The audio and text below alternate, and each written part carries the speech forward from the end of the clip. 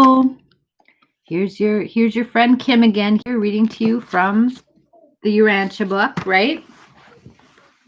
We are reading part 4 and paper 183, the betrayal and arrest of Jesus. We're on part 3 of paper 183, the master's arrest. Okay, let us begin. As this company of armed soldiers and guards, carrying torches and lanterns, approached the garden, Judas stepped well out in front of the band that he might be ready quickly to identify Jesus, so that the apprehenders could easily lay hands on him before his associates could rally to his defense. And there was yet another reason why Judas chose to be head of the master's enemies. He thought it would appear that he had arrived on the scene ahead of the soldiers, so that the apostles and others gathered about Jesus might not directly connect him with the armed guards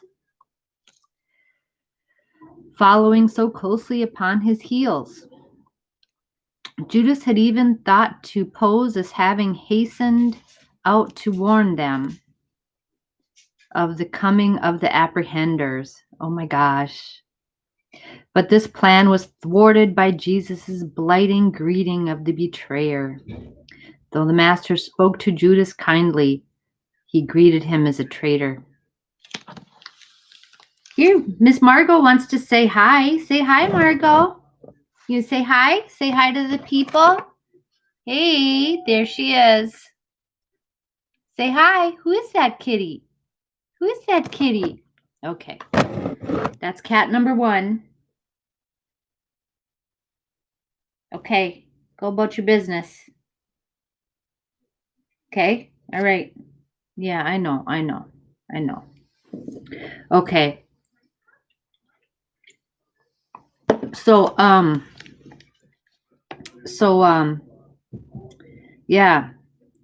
Judas even thought, oh, yeah, I'll go on ahead of everybody and say, I'll go out there ahead, say, oh, everybody, the soldiers are coming, better wake up. But then that would have caused everybody to get their swords, and there'd probably be violence. I don't know what he was, he's thinking probably all kinds of stuff all at once, As soon as Peter, James, and John, with some 30 of their fellow campers, saw the armed band with torches swing around the brow of the hill, they knew that these soldiers were coming to arrest Jesus, and they all rushed down to near the olive press where the master was sitting in moonlit solitude.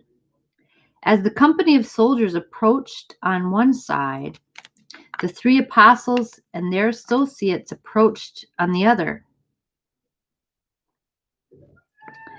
As Judas strode forward to accost the master, there the 2 groups stood, motionless, with the master between them and Judas, making ready to impress the traitorous kiss upon his brow.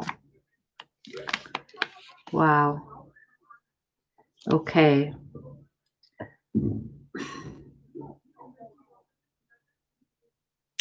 Right. So there's 30 of their fellow campers. They saw the armed band with torches swing around the brow of the hill. They knew that the soldiers were coming to arrest Jesus. Yeah. Okay.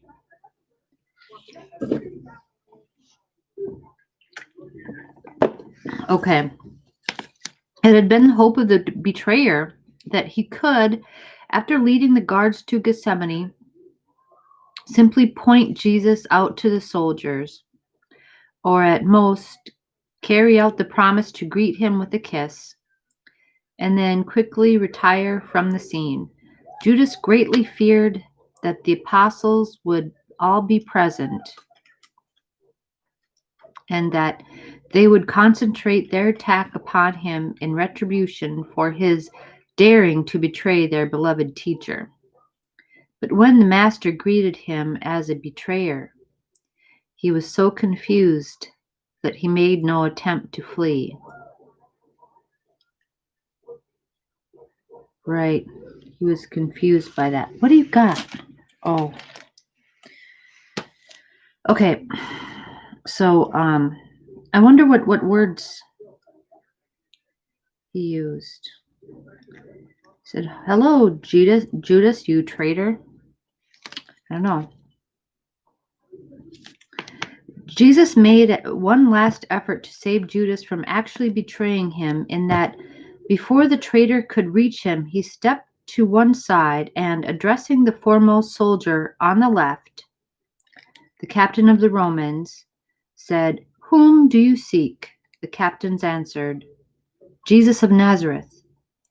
Then Jesus stepped up immediately in front of the officer and, standing there in the calm majesty of the God of all this creation, said, "I am he." Many of this armed band had heard Jesus teach in the temple. Others had learned about his mighty works. And when they heard him thus boldly announce his identity, those in the front ranks fell suddenly backward. They actually fell backward. They were overcome with surprise at his calm and majestic announcement of identity. There was, therefore, no need for Judas to go on with his plan of betrayal. The Master had boldly revealed himself to his enemies, and they could have taken him without Judas's assistance.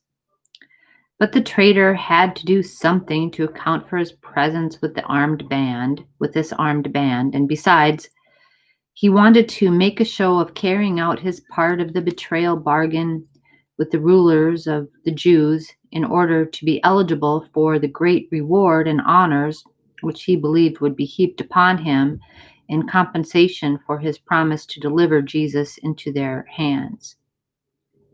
Right, so he's overestimating his own importance, because I think the fact is that Jesus would have been arrested with or without him. I mean, it's not really, it would have gone either way, and right. So he really is gaining nothing, but in his mind, he's like going to be, oh, congratulated. Oh, thanks to you, we got him. You know what I mean? That's what he's thinking. But they would have took him either way, and the apostles all got away because they were all afraid they were going to go down with him. And that, I guess, was a possibility, but Jesus was, guarding against that possibility the whole time. And I think the heavenly hosts were too, because Jesus prayed for them and wanted nothing to befall his, his brethren, right? Because he wanted them to be able to preach the gospel, and they did,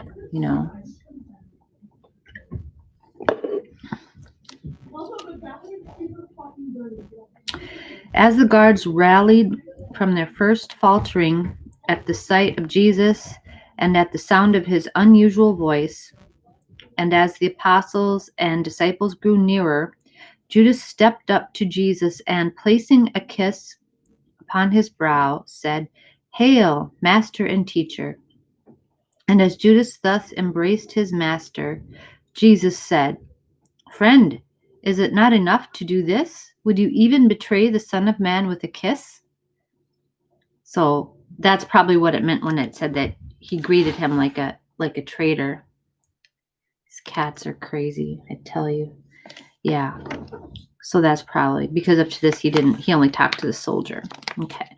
The apostles and disciples were literally stunned by what they saw. For a moment, no one moved. Then Jesus, disengaging himself from the traitorous embrace of Judas, stepped up to the guards and soldiers and again asked, "Whom do you seek?" And again the captain said, "Jesus of Nazareth." And again answered Jesus, "I have told you that I am he. If therefore you seek me, Let these others go their way. I am ready to go with you." Jesus was ready to go back to Jerusalem with the guards, and the captain of the soldiers was altogether willing to allow the 3 apostles and their associates to go their way in peace. But before they were able to get started, as Jesus stood there awaiting the captain's orders, one Malchus, the Syrian bodyguard of the high priest, stepped up to Jesus and made ready to bind his hands behind his back, although the Roman captain had not directed that Jesus should be thus bound. When Peter and his associates saw their master being subjected to this indignity, they were no longer able to restrain themselves. Peter drew his sword, and with the others rushed forward to smite Malchus. But before the soldiers could come to the defense of the high priest's servant, Jesus raised a forbidding hand to Peter and, speaking sternly, said, "Peter, put up your sword. They do not take the sword. They who take the sword shall perish by the sword. Do you not understand that it is the Father's will that I drink this cup? And do you not further know that I could even now command more than 12 legions of angels and their associates, who would deliver me from the hands of these few men?" He's choosing to die. He's choosing this, to die like an ordinary man.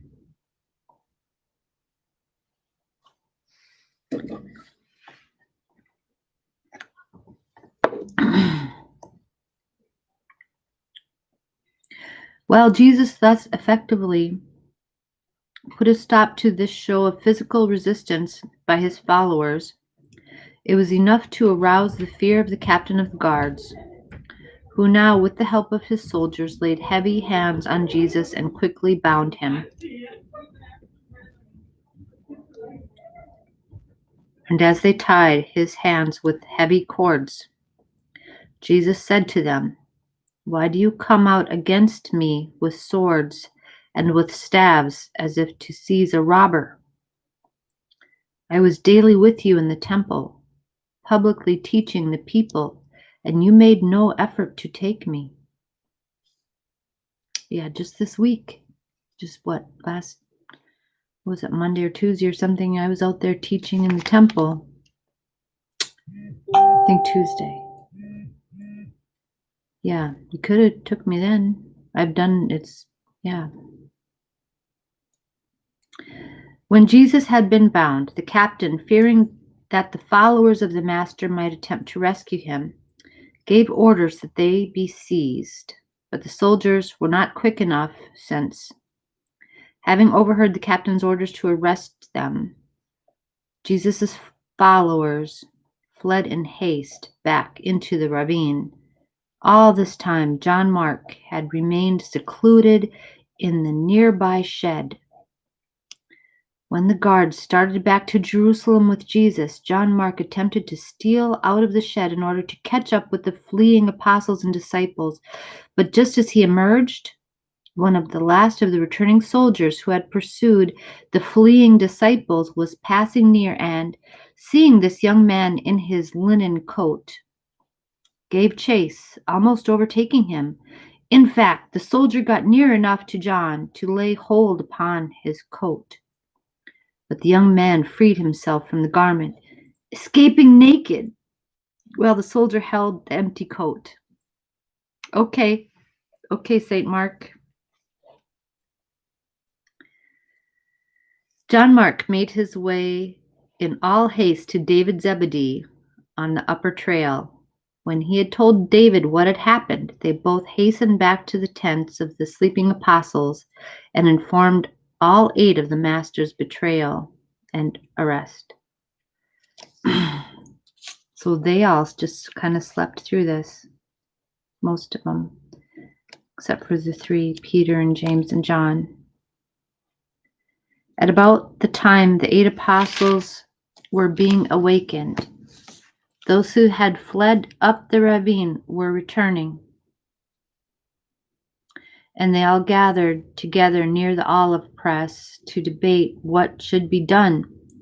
In the meantime, Simon Peter and John Zebedee, who had hidden among the olive trees, had already gone on after the mob of soldiers, guards, and servants, who were now leading Jesus back to Jerusalem as they would have led a desperate criminal.